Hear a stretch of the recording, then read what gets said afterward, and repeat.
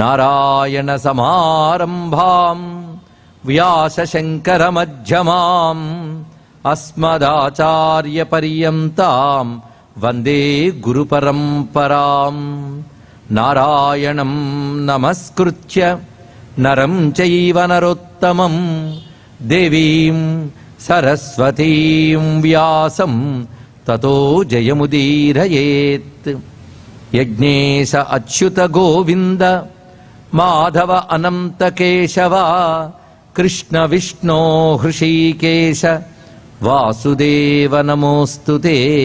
శ్రీ వాసుదేవ నమోస్తుతే. కుండలి కుమారి కుటిలే చండి చరాచర సవిత్రి చాముండే గుణిని గుహారణి గుహ్యే గురుమూర్తే త్వాం నమామి కామాక్షి. గురుమూర్తే త్వాం నమామి కామాక్షి. జయ జయ జగదంబ శివే జయ జయ కామాక్షి. జయ జయాద్రిసుతే జయ జయ మహేశ దయితే. జయ జయ చిద్గగన కౌముదీధారే. జయ జయ చిద్గగన కౌముదీధారే. వారు ఈ నలుగురి చేత 4 పనులు చేస్తుందయ్యా అన్నాడు. సృష్టి స్థితి సంహారం అర్థమైంది. 4వ పని బంధం. బంధం అంటే సంసారములు తిరుగుట. ఇప్పుడు చేసిన కర్మలు బట్టి దానికి తగ్గ శరీరం, దానితో పాటు సుఖదుఖాలు, మళ్ళీ అది పోయాక ఆ కర్మలు బట్టి మరో శరీరం. ఇదంతా బంధము. ఎవరో కొద్ది మంది మాత్రం ఎరుక కలిగి కశ్చిద్ధీర ప్రత్యేగాత్మానమైక్షత్ అన్నట్లుగా కోట్లలో ఒకడు ప్రయత్నిస్తే ప్రయత్నించిన కోట్లలో ఎవడో ఒక్కడు మాత్రం ముక్తి పొందుతున్నాడు. ఆ ముక్తి వీడు యోగ్యుడు అని ఇస్తున్నది అనుగ్రహం.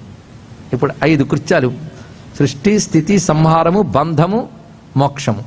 ఒక్కసారి ప్రశ్నిస్తాం, ఈ 5 మనం ఎవరమైనా చెయ్యగలమా? ఇదొక్కటి చెప్పండి ఆన్సర్. ఒక్కటి ఆన్సర్ ప్లీజ్. సృష్టి చేయగలరా? స్థితి చేయగలరా? సంహారం చేయగలరా? ఇంకొకరికి బంధం కలిగించగలరా? సంసారం జన్మలు ఇవ్వగలరా? లేదు. మరణాలు ఇవ్వగలరా? లేదు. మోక్షం ఇవ్వగలమా? వల్ల కాదు. కనుక 5 మన పనులు కావని తెలిసిపోయింది. 5 మన పనులు కానప్పుడు 5 జరుగుతున్నాయి కదా, ఎవరి పని ఉంటుంది? ఈ 5 పనులు ఎవరివో వాడిని ఈశ్వరుడు అన్నారు, మరొకటి కాదు ఇక్కడ. కానీ ఈశ్వరుడు అంటే ఎవరు తెలిసిపోయింది కదా, 5 పనులు చేసేవాడు. ఒక్కడే 5 పనులు చేస్తున్నాడు, అంతేగాని 5గురు లేరు. 5గురు ఉంటే ప్రమాదం. 5గురు ఉంటే అంత ప్రమాదం అంటే నేను సృష్టి చేస్తున్నా అంటే అయితే నేను సంహారం చేస్తాను వాడు వచ్చేస్తాడు. ఒకడే 5 పనులు చేస్తే ఎప్పుడేం చేయాలో అప్పుడు చేసుకుంటాడు. అయితే ఒకడు 5 పనులు చేయడం మళ్ళీ కష్టమే కనుక ఒకడు 5 రూపాయలు ఒక్కడే చేస్తున్నాడు. అది అందువల్ల కోఆర్డినేషన్ ఉంది. అట్లా 5 పనులు ఎప్పుడేం చేయాలో అది చేసుకుంటుంటాడు. ఇక్కడ టైమింగ్ ఆయనకి తెలుసు, ఎందుకంటే పొయ్యి మీద పెట్టినవాడికి ఎప్పుడు ఆపాలో తెలుసు. కనుక 5 పనులు ఒకడే చేస్తున్నాడు. చేస్తున్నప్పుడు 5 పనులు చేస్తున్నాడు కనుక 5 పనుల్లో 5 పేర్లు పెట్టారు. ఒకడే 5 పనులు చేస్తున్నాడని తెలుసుకో అన్నారు ఇక్కడ. 5 పనులు ప్రపంచంలో ఉన్నాయి. ఇంకొక చిన్న మాట, ఉదయం లేచాం, సృష్టి పనులు చేస్తూ ఉన్న స్థితి, రాత్రి పడుకున్నారు, సంహారం. మళ్ళీ పొద్దున్న లేస్తున్నారు. ఈ మధ్యలో ఏమైంది ఆలోచించమన్నాడు. ఆ మధ్యలో మీరు పొద్దున్న చేసిన వ్యవహారాలన్నీ లోపల అంతర్లీనమైపోయాయి, మరుగుపడ్డాయి. దాని పేరు తిరోధానం. మళ్ళీ పొద్దున్న లేచాక నిన్న ఎక్కడ ఆపారో దాన్ని అనుసరించి గ్రహించారు. అంతేగాని పొద్దున్న లేచిన నా పేరేమంటాయి అబ్బాయి అని అడగట్లేదు ఎవరిని. మీ పేరు మీరే గుర్తు తెచ్చుకుంటున్నారు. అంటే అర్థం ఏంటి? నిన్నటి దాన్ని అనుసరించి గ్రహించారు, అది అనుగ్రహం. పంచకృత్యాలు రోజు జరుగుతున్నాయా లేదే చెప్పండి ఇక్కడ. ఈ పంచకృత్యాలు ఎవరి వల్ల జరుగుతున్నాయి అది ఆలోచించమంటాడు. ఈ పంచకృత్యములకు కారణమైన అఖండ ఈశ్వర శక్తి నీ లోపల ఆత్మశక్తి. మళ్ళీ నీలోకి చూసుకుంటున్నాం, బయట చూపిస్తున్నాం, లోపల చూపిస్తున్నాం. ఇది నీ పరంగా. ప్రపంచపరంగా సృష్టి స్థితి సంహారము బంధము మోక్షము. ఈ 5 ఆయన కృత్యములే. ఈ 5 ఆయన కృత్యములే. లేకపోతే మనం చేయగలమండి? ఇంటికెళ్ళే నిద్ర పట్టలేదండి అంటే నిద్ర పట్టడం కూడా నీ చేతిలో లేదు, నొప్పుకో. లేవడమా? అవి లేపితేనే లేస్తాం, లేకపోతే కొందరు లేవకుండా వెళ్ళిపోయిన సాలితీరు కూడా ఉంటూ ఏం చేస్తాం? లేపేది ఆవిడ, పడుకో పెట్టేది ఆవిడ, నీలో తిన్నది అరిగించేది ఆవిడ. కానీ అంతా నా నిర్వాహకమైన అహంకారం ఒక్కటే, పనికిమాలిన అహంకారం నీది. తెలుసుకో, విచారణ చెయ్యి. లోపలికి అదే, బయటికి అదే. మొత్తానికి బల్ల అర్థమైపోయింది మనకి. సృష్టి స్థితి సంహార తిరోధాన అనుగ్రహం. మోక్షం అతి గట్టిది గనక దానికి బల్ల స్థానం. మిగిలిన 4 ప్రపంచంలో కనబడుతుంటాయి కనుక 4 ఒకే ప్లేన్, 4 కొయ్యలు. ఏం అద్భుతమైన భావం అండి. ఇది సత్యమైతే సత్యాన్ని దర్శించి ఋషులకు నమస్కారం చేద్దాం. ఇది భావమైతే ఇంత చక్కటి భావన చేసిన ఋషులకు నమస్కారం చేద్దాం. ఎలా చేసినా గొప్పది. ఇది ఇక్కడ మొత్తం సృష్టినంతటే 5 బల్లలుగా చూపించారు. ఒక బల్లగా 5 భాగాలతో ఒక బల్లగా చూపించారు. 5 భాగాలు కలిపి ఒకటే. ఎందుకంటే 5 ఈశ్వరుడు కృత్యమే. ఆ ఈశ్వరుడి పేరు శివ. అందుకే 5 భాగాలుగా ఉన్న మంచానికి ఒకటే పేరు, శివాకారే మంచే. అద్భుతమైన మాట అందుకు వేశారు. ఎందుకంటే ఇప్పుడు ఒక బల్ల పెట్టారు. ఇక్కడ మీరు చూసుంటారు, 4 కోళ్ళు పైన బల్ల. దీన్ని అంతటి కలిపి ఒకటే పేరు పెడతా, కర్ర బల్ల. ఎందుకంటే కర్ర ఒకటే చెక్క మెటీరియల్, ఇంకోటి లేదు. అలాగే శివుడు అనే మెటీరియల్, ఈశ్వరుడు అనే మెటీరియలే 5, మరొకటి లేదు. అది చెప్పడం కోసం శివాకారే మంచి అని మాట వేశారు ఇక్కడ. దానిపైన పరమశివుడు ఉన్నట్ట. పరమశివుడు అంటే శివుడు కాక పరమశివుడు మరొకట. అసలే ఎక్కువైపోయారు అనుకుంటే మళ్ళీ కన్ఫ్యూజన్ ఒకటి. నాయనా, ఇవి చేస్తున్నప్పుడు ఆయన ఈశ్వరుడు అన్నారు, వీటికి అతీతంగా ఉంటాడు కనుక ఆయన పరమాత్మ అన్నారు. ఆయన్ని మనం పరమశివుడు అంటున్నాం, మరొకటి లేదు. అదే శివాకారే మంచే పరమశివ పర్యంక నిలయాం. అలాంటి పరమశివుడు. అయితే 5 పనులు చెయ్యాలని పరమశివుడు అనుకుంటే కదా అయింది. పరమశివుడు అనుకున్నాడు అంటే కోరుకున్నాడు. ఏకోహం బహుశ్యాం స అకామయత బహుశ్యాం ప్రజాయేయా అని కామించాడు. కామించాడంటే సంకల్పించాడు, ఇచ్ఛ చేశాడు, కోరుకున్నాడు, సృష్టి చెయ్యాలనుకున్నాడు. ఆయన అనుకున్న శివుడు. ఆ పరమశివుడు ఎవడున్నాడు? పరమాత్మ. ఆయన ఒక్కసారి చెయ్యాలనుకున్నాడు. అనుకున్నాడు గనక కామేశ్వరుడు అయ్యాడు. కామించాడు గనక కామేశ్వరుడు. అలా కామించే శక్తి కామేశ్వరి. అదే ఆవిడెక్కడుంది? ఆయన ఒళ్ళో ఉందిట. శివ కామేశ్వర అంకస్త. ఒళ్ళో ఉండడం ఏంటండి? అరే నిండు సభలో కూడా ఆయన కూర్చుని ఉంటే ఆయన ఒళ్ళో ఆవిడ ఉంటుంది. అంత ప్రేమ ఉంటే పక్కన కూర్చోబెట్టుకోమనండి. కానీ అంతమంది ముందు ఒళ్ళో కూర్చోబెట్టుకోవడం ఏంటయ్యా అంటే దానికో అర్థం ఉందయ్యా అన్నాడు. జ్యోతి ఒళ్ళో కాంతి ఉంది, శివుడి ఒళ్ళో అమ్మవారు ఉన్నారు. ఒకటే పరిశీలించు. అంటే అర్థం అవిభాజ్య, ఆయన నుంచి వేరు కానిది అని చెప్పడం ఎంత బాగున్నది. సమస్త విశ్వంలో జరిగే కృత్యములు బల్లగా కనిపిస్తుంటే బల్ల మనందరికి అర్థమైంది. ఈ బల్ల యాక్టివ్ కావడానికి కారణం దానిపైన ఉన్న పరమేశ్వరుడు. ఆయన చేయడానికి కారణం ఆయన ఒళ్ళో ఉన్న అమ్మవారు. ఇది భావించవలసిన విధానం. ఇది అర్థమైతే సృష్టిని దాటిపోయాం. సృష్టిని దాటిన ఈశ్వర సంకల్పాన్ని తెలుసుకున్నాం. ఆ సంకల్పం ఎవరిదో ఆ పరమశివ చైతన్యాన్ని గ్రహించాం. ఆ చైతన్యం అమ్మవారిని తెలుసుకున్నాం. ఇంకది చిదానంద లహరి కాక ఏమవుతున్నది? ఈ భావం అక్కడ చూపించారు. ఇలా క్రమంగా తీసుకువెళ్ళి శివాకారే మంచే పరమశివ పర్యంక నిలయా భజంతి త్వాం ధన్యాహ కతిచన చిదానంద లహరి. ఈ మాటలో కతిచన ధన్యాహ అని ఒక మాట వేశారు. కొద్దిమంది ధన్యులు మాత్రమే భజంతి, నిన్ను భజిస్తున్నారమ్మా అన్నారు. ఇక్కడ అందరూ అమ్మవారిని భజిస్తున్నారండి? అందరూ భజించరు. ఏం కోట్ల జనాభా ఉన్నారు. అందరికీ అమ్మవారిని తలంచుకునే యోగ్యత లేదు. అమ్మవారిని తలంచగలిగే యోగ్యత ఉన్న దేశంలో ధర్మంలో పుట్టు కూడా తలంచుకోకుండా కొందరున్నారు. పరాయి వైపు వెళ్ళిపోయి భ్రష్టులు ఉన్నారు. కానీ అందరికీ ఆ యోగం రాదు. ఇది తెలుసుకోవాలి. ఎందుకంటే ఒక రమ్యమైన పూల తోటలోకి పురుగులు వస్తాయి, మనుషులు వెళ్తారు.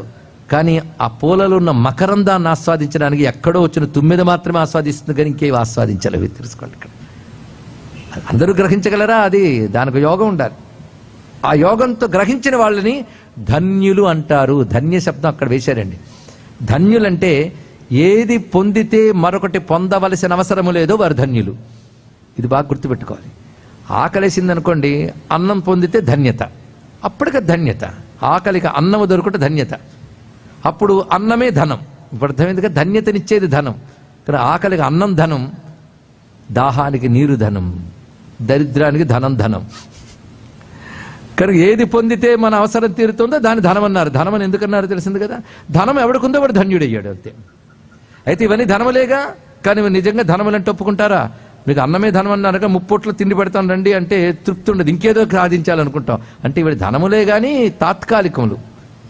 ఏది పొందితే మరేది పొందవలసిన అవసరం లేదో దాన్ని పొందాలి.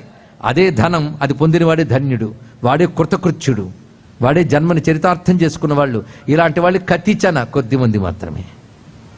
కనుక కొద్దిమంది ధన్యులు మాత్రమే చిదానంద లహరివైన నిన్ను భజిస్తున్నారమ్మా అని చివరి వాక్యాలు చెప్పారు. భజంతి త్వాం ధన్యాః కతిచన చిదానంద లహరీం. ఈ 2 శ్లోకములు కలిపి ఒకటిగా చూడాలండి. అమ్మ స్వరూపాన్ని భావించడం, ఆ స్వరూపం యొక్క అసలతత్వం పురమతితురాహో పురుషికాన్ని గ్రహించడం, అది ఉన్న స్థానమైన లోకం, లోకంలో వనములు, వనములలో దివ్యమైన భవనము, భవన మధ్యంలో సభ, సభ యొక్క స్వరూపము, సభలో ఉన్న మంచము యొక్క స్వరూపము, దానిపై ఉన్న అమ్మవారి తత్వము. అక్కడితో ఆగిపోయింది సాధన. అక్కడితో ఆగిపోవాలి. అక్కడి వరకు సాగుతూనే ఉండాలి.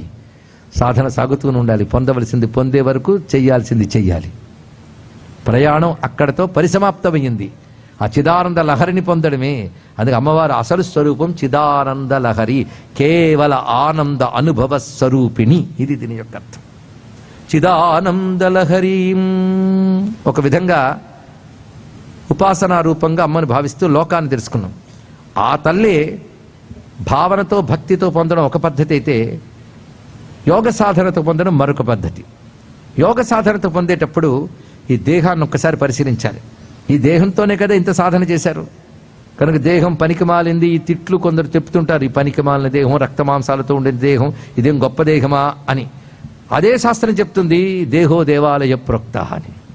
ఇదేమిటండి, ఈ దేహం చాలా గొప్పది, దేవాలయం అంటున్నారు అంటే, దేహాన్ని సద్వినియోగం చేసుకుంటే దేవాలయం. దాని సుఖాల కోసం, లౌకిక సుఖాల కోసం ఖర్చు చేసుకుంటే పనికి మాలింది. ఇప్పుడు తెలిసింది కదా. కానీ ఈ దేహమే పనికి మాలింది, ఈ దేహమే అద్భుతమైనది. ఏదో ఒకటి చెప్పండి అంటే మేము ఒకటి చెప్పాం. ఎందుకంటే మనం ఒకదానికి వాడుకుంటున్నామా? ఎంతవరకు లోక సుఖాల కోసం దేహం వాడుకుంటామో అంతవరకు ఈ దేహాన్ని దూషించవలసినదే. ఇదే దేహాన్ని పరమార్థ సాధన కోసం వాడుకోవాలి. శరీరం ఆద్యం ఖలు ధర్మ సాధనం. సాధన వినియోగిస్తే గొప్పదేంది. ఇది దేహం మామూలు కాదండి. ఇంత దేహంలో చైతన్యం తిరుగుతోంది. చైతన్యం అంటే అమ్మవారే, కానీ అమ్మవారి ఇల్లు దేహం. అదే దేహో దేవాలయ ప్రోక్త. అమ్మవారు ఎలా తిరుగుతోంది శరీరంలో? ఎక్కడ తిరుగుతోంది అంటే ఎక్కడ తిరగడం లేదు. పాదములు మొదలుకొని తల వరకు అమ్మ చైతన్యం ప్రసరిస్తేనే నువ్వు చరిస్తున్నావు. రాగితీగులు విద్యుత్తు అణువణువు ప్రసరిస్తుంది, శరీరంలో చైతన్యం అణువణువు ప్రసరిస్తుంది. తిర్యగుర్ధ్వమధశాయి రశ్మయస్తస్య సంతత సంతాపయతి స్వందేహమాపాద తలమస్తక. శరీరం అంతా చైతన్యం ఉన్నా ఆ చైతన్యాన్ని ఉపాసించేటప్పుడు, ఆ చైతన్యాన్ని పట్టుకోగలిగినప్పుడు ముక్తిని పొందుతున్నావు. ఆ చైతన్యం ఎలా పట్టుకుంటావు అంటే, ఇల్లంతా ఎలక్ట్రిసిటీ మనకి వస్తూ పనిచేస్తున్న దాని మెయిన్ వైర్ ఏదో ఉంటుంది. అలాగే శరీరంలో నాడీ మండలాల్లో చైతన్యం హృదయం నుంచి వచ్చి నాడీ మండలం అంతా ప్రసరిస్తుంది. ఆ చైతన్యం ఉపాసించే పద్ధతి హృదయంలో ధ్యానించుట, జపించుట. వీటితో పాటు మరొక ప్రక్రియ ఏమిటి అంటే, ప్రాణాయామాది సాధనలతో నాడీ శోధనం చేసుకుని సుషుమ్నా నాడి యందు దృష్టి పెట్టి క్రమంగా అక్కడ చైతన్యం ఎలా తిరుగుతుందో చూడు అన్నారు. ఇక్కడ ఆ తిరిగే స్వరూపం పేరు కుండలిని. ఇది కుండలిని యోగం వచ్చారు. అదే కుండలిని గురించి బోల్డ్ శ్లోకాలు ఉన్నాయి సౌందర్యలహరిలో. నేను వాటిని విస్తారంగా చెప్పట్లేదు, అసలు చెప్పకుండా వదలడం లేదు, క్లుప్తంగా టచ్ చేస్తున్నాం. సామాన్యుడికి కూడా కొంచెం కుండలిని అంటే అవగాహన కలగాలి. అమ్మవారు అంతటా ఉన్నారనే మాట అందరూ వింటున్నారు. అంతటా ఎలా ఉన్నారంటే చైతన్య రూపంతో ఉన్నారన్నారు. ఆ చైతన్యం నీలో కుండలినిగా ఉన్నది. ఆ కుండలిని ఎలా ఉంటుందని చిన్న అవగాహన.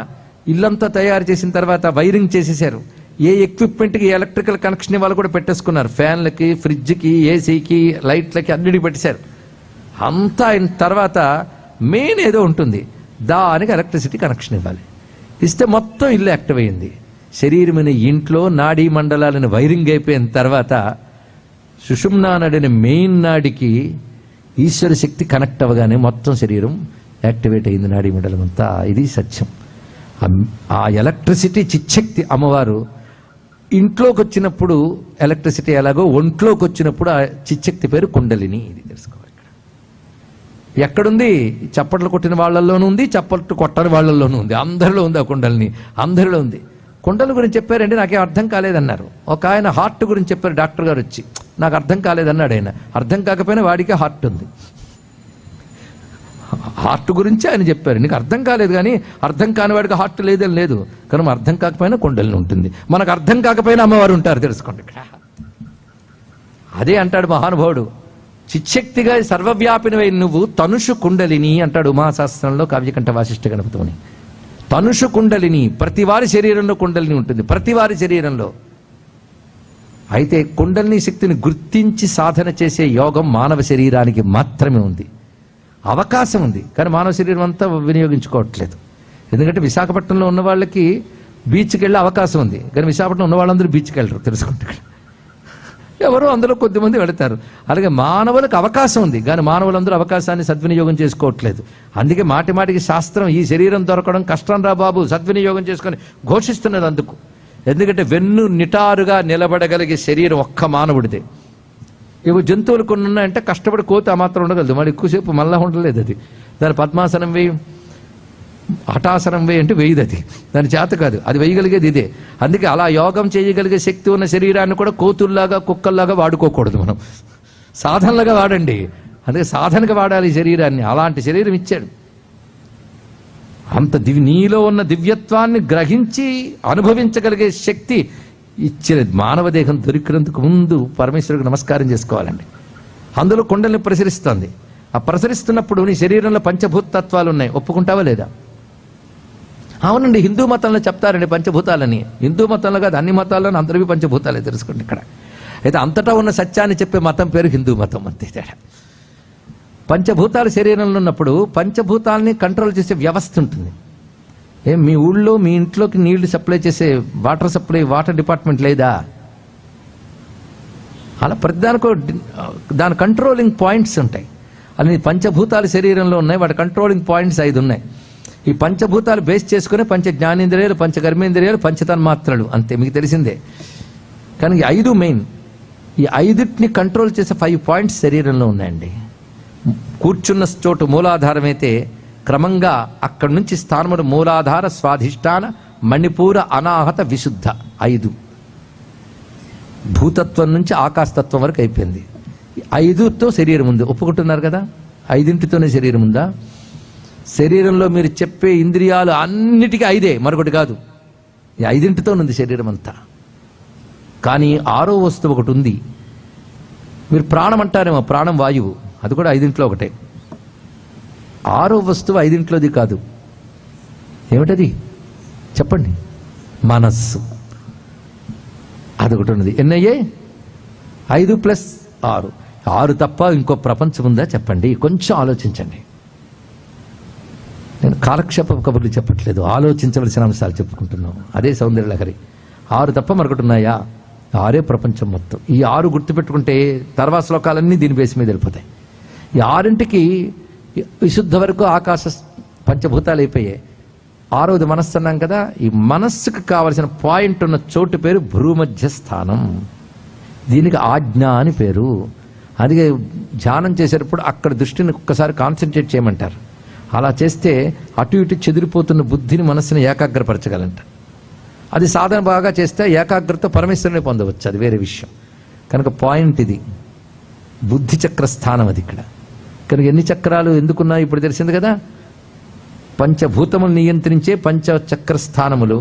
6వ చక్రం వీటికి పైన ఉన్నటువంటిది ఇందాక ఇంటికి కనెక్షన్ ఇచ్చే విద్యుత్ శక్తిలాగా వీటన్నిటికీ ప్రధానమైనటువంటి శివశక్తి ఉన్న చోటు సహస్రారం. అక్కడి నుంచి శక్తి ఇక్కడ ప్రసరిస్తోంది నిరంతరం, అందరిలో ప్రసరిస్తుంది. అయితే అందరిలో అధోముఖంగా ప్రసరిస్తూ ఉంటుంది, డౌన్ వార్డ్స్, కిందకు వస్తూ ఉంటుంది. యోగులు ఏం చేస్తారంటే ఈ శక్తి ఎక్కడిదా అని ఆలోచిస్తారు. అంటే కింద పడుతున్న జలపాతం ఎక్కడి నుంచి వచ్చిందా అని చూస్తే దాని మూలమైన కొండ కొనలోకి వెళ్ళినట్లుగా మన శరీరం అంతా ప్రసరిస్తున్న శక్తి ఎక్కడి నుంచి వచ్చింది అని తెలుసుకోవడం 2 మార్గాలు ఉన్నాయి. ఒకటి విచారణ, ఇంకొకటి యోగము. విచారణతో ఆలోచిస్తావు, నన్ను ఈ ప్రపంచాన్ని నడుపుతున్నది ఏమిటి? ప్రపంచమా? పంచభూతాలా? కాదు, పంచభూతాల వెనకాలేముంది? ఇలా ఇలా అలా వెళుతూ ఉంటే మూలానికి వెళ్తావు. ఇది విచారణ మార్గం, ఇది జ్ఞాన మార్గం అంటారు. యోగ మార్గంలోకి వెళ్ళేటప్పటికల్లా ఒక్కొక్క పాయింట్ మీద కాన్సన్ట్రేట్ చేయాలి. ఆజ్ఞాచక్రం వరకు మూలాధారం నుంచి, ఆ మూలాధార చక్రం నుంచి క్రమక్రమంగా ఒక్కొక్క చక్రం దాటుతూ ఆ చక్రంలో శక్తి ఎలా ప్రసరిస్తుందో తెలుసుకుంటూ, ఆ శక్తి అమ్మవారు. ఆ చిచ్చక్తి మూలాధారం ఉన్నప్పుడు అక్కడ ఏకాగ్రంగా ఉంటే ఆ మూలాధార చక్రాన్ని దాటగలగాలి. అయితే ఇది థాట్తో, ఇమాజినేషన్తో జరగదండి, గురు శిక్షణలో జరగాలి. మూలాధార చక్రాన్ని జయించుట అంటే దాన్ని దాటగలిగే వాడికి పృథ్వీతత్వం కంట్రోల్లోకి వస్తుంది. మరో చక్రం దాటిన వాడికి జలతత్వం, ఆకాశతత్వం, వాయుతత్వం కంట్రోల్లోకి వస్తాయి. వాడు పంచభూతాల్ని కంట్రోల్ చేయగలడు. అందుకే భారతదేశంలో యోగులు వర్షాన్ని నాపగలిగారు, భూమిని మార్చగలిగారు, అగ్నిని సృష్టించగలిగారు, అగ్ని నార్పగలిగారు. ఎందుకంటే పంచభూతాల మీద కంట్రోల్ వాడుకుంటుంది. వాడి శరీరంలో పంచభూతాలు వాడు కంట్రోల్లో ఉంటాయి కనుక వాడి దేహం అజరామరం అవుతుంది. యోగులు అలా సాధిస్తారు, తెలుసుకోండి. ఇలాంటి ఒకానొక విద్య భారతదేశంలో ఒకప్పుడు ఉండేది, ఇప్పటికీ ఉంది, ఇందులో సందేహం లేదు. విస్తారంగా లేదంటే సాధకులు విస్తారంగా ఉండరు. అందుకు మొత్తానికి చక్రముల గురించి అవగాహన. 5 భూతముల్ని కంట్రోల్ చేసే 5 చక్రములు: మూలాధార, స్వాధిష్టాన, మణిపూర, అనాహత, విశుద్ధములు. కంఠం వరకు ఆజ్ఞ, పైన సహస్రారం. ఈ మధ్యలో ఇదంతా ఒక స్రోతస్సు, ఒక ప్రవాహంలా మనం భావిస్తే అది వెన్నుదండం మధ్యలో ఒక తీగలాగా ఉంటుంది. ఆ తీగ అంటే పదార్థం కాదు, మళ్ళీ తెలుసుకోండి. రాగి తీగ పదార్థం, కానీ అందులో విద్యుత్ శక్తి పదార్థం కాదు. అక్కడ పదార్థం అనద్దు, అక్కడ వరకు. అలాగే రాగి తీగలాగా ఉన్న సుషుమ్నా నాడిలో చిచ్చక్తి ప్రసరిస్తోంది. ఆ చిచ్చక్తి పేరు కుండలిని. దీన్ని యోగి ఊర్ధ్వగతిలోకి తీసుకువెడతాడు, సామాన్యులు అధోగతి. అధోగతి అన్న మాట విన్నారు కదా, అధోగతి కిందకి వెళ్ళుట, డౌన్ వార్డ్స్ అని అర్థం. అందరికీ కిందకే ఉంటుందండి. అది క్రిందకుందని ఎలా పోల్చగలము? ప్రతి వారిలో కుండలిని క్రిందనుందా ఊర్ధ్వమయ్యిందా పోల్చాలంటే కొన్ని మనలోనే తెలిసిపోతాయి. ఎవరికి ప్రపంచమే గొప్పది అనిపిస్తుందో, ఎంత చెప్పినా ఈ ప్రపంచ విషయాలు కావాలనిపిస్తాయో, వాళ్ళు కుండలిని అధో మార్గంలో ఉన్నట్టు లెక్క. ఎవడి బుద్ధి అయితే ఈ ప్రపంచం నుంచి దాటి పరమాత్మని పొందాలని ప్రయాణం ప్రారంభిస్తుందో, వాడున్న స్టేట్ ఆఫ్ మైండ్ బట్టి వైరాగ్యం, భగవంతుని దగ్గరికి వెళ్ళడం, ఇది వాడు పై చక్రాలకు వెళుతున్న కొద్దీ భగవంతుడికి వెళుతూ ఉంటాడు, ప్రపంచం తగ్గుతుంటాడు. ఇది మీరు విచారంలోనైనా యోగ మార్గంలోనే జరిగేది ఇదే, భక్తిలో కూడా జరిగేది ఇదే. అందరికీ కుండల్ని తెలియాలని లేదు. అఖండ భక్తితోనైనా విచారణతోనైనా మనకు తెలియకుండానే కుండల్ని జాగరణమై ఒక్కొక్కటి దశలోకి వెళుతూ ఉంటుంది. అది కొద్ది మందికి కతిచన. కనుక మనం డౌన్ వార్డ్సా అప్ వార్డ్సా ఎవరికి వాళ్ళు నిర్ణయించుకోండి. బుద్ధి ప్రపంచం వైపు తిరుగుతున్నంత కాలం డౌన్ వార్డ్స్, పరమాత్మ వైపు తిరుగుతున్నంత కాలం అప్వార్డ్. అప్వార్డ్ వెళుతున్నది క్రమక్రమంగా అప్పుకి చేరిపోతే సహస్రానికి చేరి మోక్షం పొందడం. ఇది తెలుసుకోండి. దీన్ని క్రమంలో చూపిస్తున్నారు ఒక్క శ్లోకంలో భగవత్పాదుల వారు. ఇక్కడ ఉన్నదే నేను చెప్తున్నాను. మహీం మూలాధారే కమపి మణిపూరే హుతవకం స్థితం స్వాధిష్టానే హృది మరుతమాప ఆకాశముపరి మనోపి భ్రూమధ్యే సకలమపి భిత్వా కులపథం సహస్రారే పద్మే సహ రహసి పథ్యా విహరసి. ఇది సహ రహసి పథ్యా విహరసే. ఈ శ్లోకంలో ఇంతవరకు చెప్పిన ఒక ట్రెండ్ అయితే ఇది ఒక ట్రెండ్ అండి. ఇక్కడ ఇంతవరకు మనకు అమ్మవారి కృపార్థమైంది. లోకం అంటే భావించగలిగా మంచము, బల్ల, అమ్మవారు, చెరకు విల్లు, పువ్వుల బాణాలు, కొంచెం క్లిష్టమైన చిదానందహరి ఆత్మతత్వం తెలిసింది. ఇప్పుడు పట్టుకున్నారు కొండలిని. అంటే అమ్మవారి రూపములన్నీ ఇక్కడితో పూర్తయినట్లు. అమ్మవారు ఎన్ని రూపాలతో ఉంటారంటే స్థూలముగా రూపం, చెరక విల్లు, పువ్వుల బాణాలు పట్టుకుని స్థూల రూపం అంటారు. మంత్రము సూక్ష్మ రూపం, కుండలిని సూక్ష్మతర రూపం. అమ్మవారు ఆ రూపంలో ఉంటారు. 4వది సూక్ష్మతమ రూపం, సూపర్లేటివ్ డిగ్రీ, సట్లెస్ట్. సూక్ష్మతమ పరబ్రహ్మస్వరూపం. ఈ 4 అమ్మవారి రూపములు.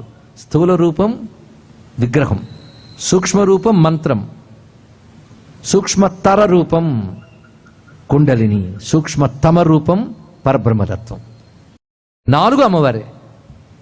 అయితే సామాన్యులు స్థూలంతో ఆగిపోతారు, కొంతమంది మంత్రం పట్టుకుంటారు, కొంతమంది కుండలిని సాధన చేస్తారు, కొంతమంది పరతత్వాన్ని తెలుసుకోగలుగుతారు. వాళ్ళు పరిపూర్ణంగా తెలుసుకున్నట్టు. 4 అమ్మవారిని తెలుసుకుంటే చాలు. ఇక్కడ ఒక మనిషి కనబడ్డాడంటే మనిషి ప్రాణం బుద్ధి అన్ని కలిసే కదా మనిషి. అలా అమ్మవారి రూపం కనబడిందంటే 4తో కలిపే అమ్మవారు. ఇది తెలుసుకోండి. ఇక్కడ ఇది స్వరూపం తెలుసుకోగలగాలి. అందుకే అమ్మవారంటే మంత్రస్వరూపం, అమ్మవారంటే కుండలిని స్వరూపం, అమ్మవారంటే కేవల పరబ్రహ్మ స్వరూపం. అమ్మవారంటే 4 స్వరూపములు కలిపి అమ్మవారు ఇక్కడ. సెరెనిటీ మోడల్ హై స్కూల్ విద్యార్థులకు అమ్మఒడి, సామాన్యులకు అందుబాటులో ఉన్న బడి సెరెనిటీ. మేడ్చల్ జిల్లాలో మేటిగా నిలిచి సాటిలేని ఫలితాలను సాధిస్తున్న నంబర్ 1 స్కూల్ సెరెనిటీ. మా ప్రత్యేకతలు: ప్రతి విద్యార్థి పట్ల వ్యక్తిగత శ్రద్ధ, activity based learning and digital classrooms, computer lab, 100% ఫలితాలు, sports and cultural activities, yoga, abacus మరియు Vedic maths education. Please visit Serenity Model High School, Nagaram. Admissions are in progress. Call 040-271-46899 and 040-271-48699.